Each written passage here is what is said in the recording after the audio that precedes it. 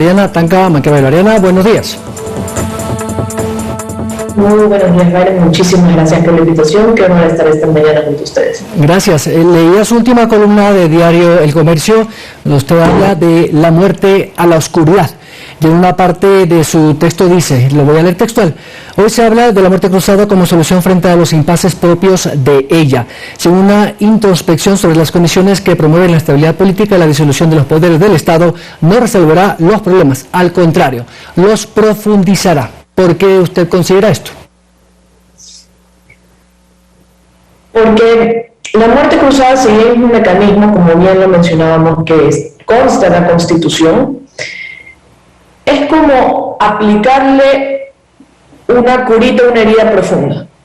No va a solucionar nada. En este sentido, si no reflexionamos sobre, por ejemplo, el rol que cumplen los partidos políticos, institucionalizar los partidos políticos, institucionalizar las funciones del Estado, un montón de problemas estructurales a nivel del diseño institucional que tenemos, es aplicar una muerte cruzada nos va a llevar a exactamente el mismo lugar. ¿Por qué? Porque no nos hemos enfocado en resolver estos problemas, sino simplemente esconderlos. La muerte cruzada es una salida fácil que no asegura resultados óptimos. Imagínense que ahora nos quejamos del rol de la Asamblea. ¿Qué nos asegura que tras convocar unas nuevas elecciones, tanto el presidente como la Asamblea, no vamos a estar en exactamente el mismo lugar? Por eso es que hay que atender primero estos factores estructurales para luego, si es que empezar a pensar en destituir un presidente y la Asamblea, que a mi criterio esto debería ser la última de las últimas opciones.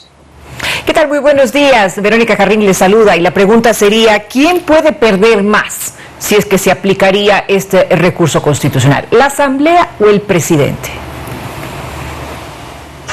Yo creo que aquí ambos poderes del Estado pierden.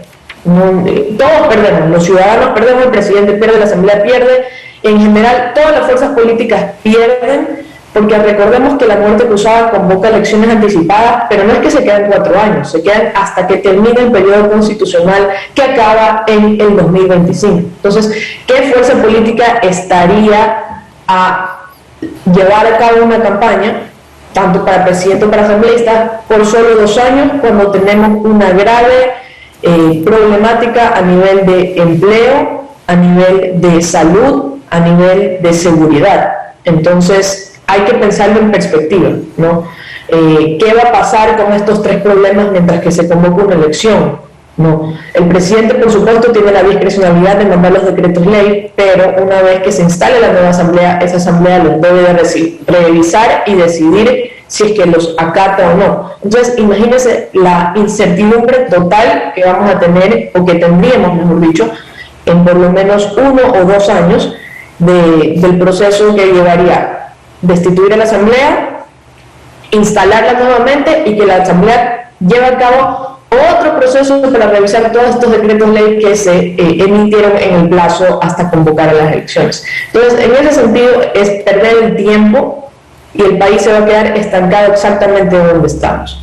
Entonces, si bien existe este sentimiento de que todo el mundo se vaya a su casa, tenemos que entender que eso no va a solucionar nada. Simplemente vamos a sacarlos a todos los representantes, pero los problemas van a seguir ahí. Y esos problemas que siguen ahí se van a seguir reflejando en una posible nueva asamblea y en un nuevo presidente. Entonces, vamos a continuar con ese sentimiento que la gente se vaya a su casa. Y nosotros como ecuatorianos tenemos una larga trayectoria votando presidente, votando asambleístas, votando jueces, y eso no nos ha llevado por buen camino. Ariana, en 40 años y un poquito más de democracia, la ingobernabilidad ha sido una constante. Lo tuvo Jaime Roldós con el Congreso de esa época, el señor Assad Bucaram, lo tuvo después también Febres Cordero, lo tuvo Sixto Durán Ballén, ni que hablar de los siguientes presidentes. Tal vez el único que tuvo más o menos una estabilidad fue Rodrigo Borja, pero después Sixto Durán Ballén y los demás tuvieron el mismo conflicto. Hasta que llegó la famosa Revolución Ciudadana, creó esa Constitución de Montecristi y cambió las reglas de la institucionalidad. Y se crea, entre otras categorías constitucionales, esta denominada la muerte cruzada. ¿Cree usted que para un país como Ecuador, que tiene democracias débiles de representatividad y de representación, este fantasma de la muerte cruzada dentro del orgánico de la Constitución no es una buena herramienta para la madurez democrática del país? A mi criterio, no, porque nuevamente lo ponemos de segundo plano el diseño institucional, que al final es lo más importante que tiene un país. Y la muerte cruzada es simplemente que todo el mundo se vaya a su casa y los problemas van a continuar ahí. En ese sentido, como bien lo mencionaba, es muy extraño que en Ecuador un presidente tenga una mayoría legislativa. Más bien lo común es que tenga una minoría legislativa, y lo que vemos de la falta de gobernabilidad es el resultado de nuestro diseño institucional, es decir, de cómo se asignan los escaños en la asamblea, de cómo es el sistema de partidos, de cuándo se eligen los asambleístas, si es en primera o segunda vuelta. En Ecuador, por supuesto, es en la primera vuelta. Entonces, este es el resultado del diseño institucional que tenemos. Entonces, en ese sentido, donde deberíamos mirar es el ejemplo que tienen las democracias consolidadas. Veamos en Latinoamérica, nuestra región, las democracias más consolidadas, Costa Rica, Uruguay, Chile, todos estos países se manejan a través de los acuerdos políticos, de la capacidad de llegar a coaliciones, de la capacidad de llegar a acuerdos mínimos, incluso entre partidos, y luego a nivel macro entre tendencias,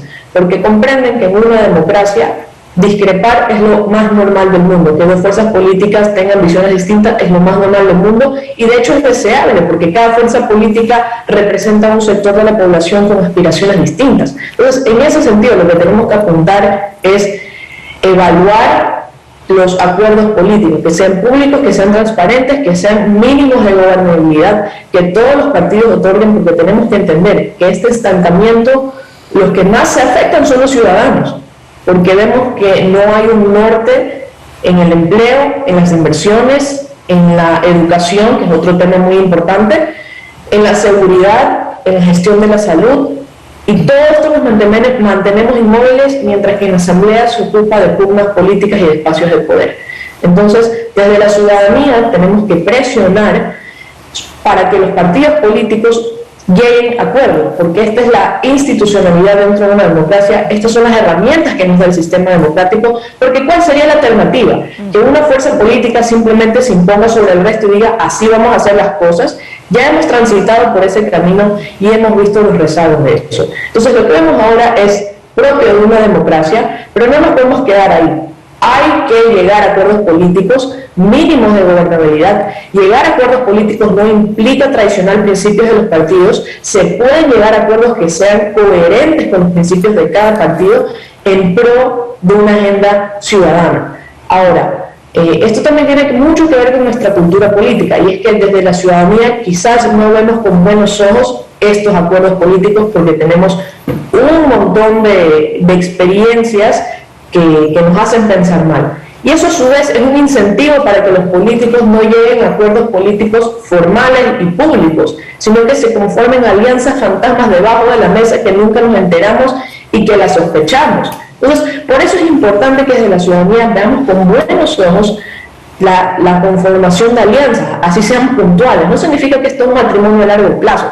Son alianzas puntuales sobre temas puntuales para llevar a cabo una agenda que permite solucionar los problemas urgentes del país. En ese sentido, Ariana, usted ha dado un diagnóstico muy amplio acerca de lo que está sucediendo en el tema político y sobre todo relacionado con la Asamblea, pero ya yendo a profundidad, ¿cuáles fueran estas recomendaciones fácticas, prácticas que se deben tomar? Usted mencionó que los acuerdos y la presión ciudadana, pero ¿mediante qué mecanismos se puede transparentar, por un lado, estos acuerdos y por otro lado la ciudadanía? ¿Cuál es la herramienta fundamental que tiene? Y obviamente ahí podríamos pensar en el tema, por ejemplo, de una selección mucho más concienzuda por parte de la población hacia las autoridades legislativas, por ejemplo. Ese es un gran primer paso, y es actualmente, por ejemplo, la Corporación Participación Ciudadana ha propuesto reformas del Código de la Democracia a propósito de mejorar la calidad de nuestros representantes. Entonces, definitivamente, un primer paso sería evaluar el Código de la Democracia, particularmente empezar a discutir solo sobre los umbrales de participación. Yo creo que todos vimos en las elecciones la cantidad de partidos políticos que había, lo que resulta en que naturalmente la Asamblea esté representada en varias fuerzas políticas. Entonces, en ese sentido, es una buena discusión en umbrales de participación, como sucede, por ejemplo, en Alemania, que a partir de que un partido político obtenga el 5% de los votos, puede acceder a un escaño en la Asamblea. Esto sería una discusión bastante importante. Asimismo, el reglamento interno de los partidos, que todos los partidos sabemos que les exigen la democracia interna, pero también todos sabemos que esta es un saludo a la bandera. Entonces también evaluar el código de la democracia en cuanto a los procedimientos de la democracia interna. Los partidos políticos aquí en Ecuador están absolutamente desinstitucionalizados. A nivel mundial, en general, los partidos políticos están atravesando una crisis de representatividad y legitimidad. Ecuador no se escapa de eso. Entonces tenemos que poner sobre la mesa, debatir el código de la democracia y esforzarnos por las reformas que sean necesarias, por ejemplo, más control sobre los partidos políticos y, por ejemplo, debatir los umbrales de participación y también discutir sobre el financiamiento que reciben los partidos políticos. Se han propuesto reformas en este tema, pero por un lado, los partidos políticos ponerle mucha atención a actualizar el código de la democracia y por el otro, en cuanto a la ciudadanía, en primer lugar, saber que los asambleístas tienen la obligación de socializar todos sus proyectos. Y también la normativa, la ley de participación ciudadana y también la ley orgánica de la función legislativa le otorga a los ciudadanos el deber y el derecho de comparecer en las comisiones de la Asamblea cuando sientan que sus derechos están siendo vulnerados. En este sentido, la ley orgánica de participación ciudadana y en general el CNE, el Instituto de la Democracia, hay varias instituciones del Estado que promueven y que generan espacios de discusión ciudadana justamente para que las propuestas o las ideas que tengan los ciudadanos puedan ser elevadas al sistema político y puedan nutrirse de las opiniones ciudadanas. Entonces tenemos varios espacios para acudir, pero lo principal sería definitivamente reestructurar los partidos políticos en Ecuador y por el otro lado que los asambleístas escuchen también a los ciudadanos y que las propuestas de los ciudadanos pues se eleven a nivel del sistema político. Ariana, el presidente de la República ha dicho que podría consultar al pueblo, a los ciudadanos a través de un referéndum o una consulta popular.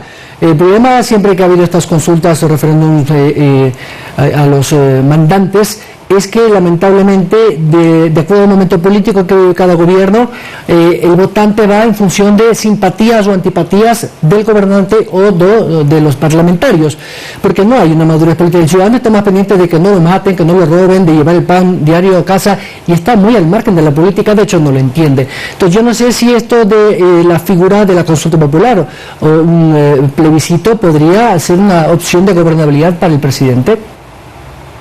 Las consultas populares en el país han sido una herramienta favorita de los presidentes en Ecuador. De hecho, Ecuador es uno de los líderes en convocar a consultas populares junto a Uruguay.